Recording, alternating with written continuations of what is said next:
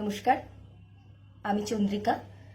আজকে যে কারণে এই ভিডিওটা, সেটার কারণ হচ্ছে আমার এক ভাই কুন্তল গোস্বামী।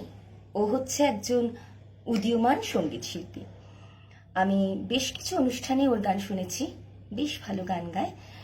খুব সম্প্রতি ওর একটি রবীন্দ্রসঙ্গীত অ্যালবাম ওর নিজস্ব YouTube channel Kuntal Goswami official থেকে রিলিজ হতে চলেছে।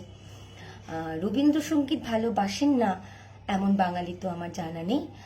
রবীন্দ্রনাথ ঠাকুর তো আমাদের সবার চিন্তনে, মননে, অন্তরে একদম গাঁথা। সে গল্প হোক, কবিতা হোক, গান হোক, তা সেই জন্য ওর গানের সাথে আমরা সবাই আছি। ওর জন্য রইল আমার তরফ থেকে এক রাশ শুভকামনা, শুভেচ্ছা, ভালোবাসা এবং অভিনন্দন। আপনারাও থাকবেন ওর সাথে, ওকে সাপোর্ট করবেন। আর দেখুন, আজকাল তো গানের জন্য আর কোনো উপায় নেই, কারণ এখন ক্যাসেট হয় না, সিডি হয় না। গান শোনানো বা যে কোনো সৃষ্টিশীল কাজ দেখানোর বা শোনানোর জায়গা হচ্ছে হয় ফেসবুক, নয় ইউটিউব চ্যানেল। তো সুস্থ জিনিস বা সুস্থ রুচিশীল জিনিস শেয়ার হোক, ভাইরাল হোক, আগামী প্রজন্মের কাছে আমরা ভালো কিছু রেখে যাই। তো সেই প্রচেষ্টা আমাদের সবার থাকুক। আর বড়দের আশীর্বাদ ওর সাথে থাক, ছোটদের শুভেচ্ছা, শুভকামনা, ভালোবাসা ওর সাথে থাক।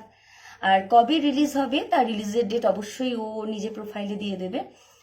কুন্তল গোস্বামীর জন্য বলি, তুমি আরও ভালো ভালো গান আমাদের শোনাও।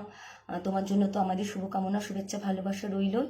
গানে থেকো, সুরে থেকো, আর সবাই ওর সাথে থাকবেন, ওকে সাপোর্ট করবেন। এইটুকুনি বলার ছিল। ধন্যবাদ।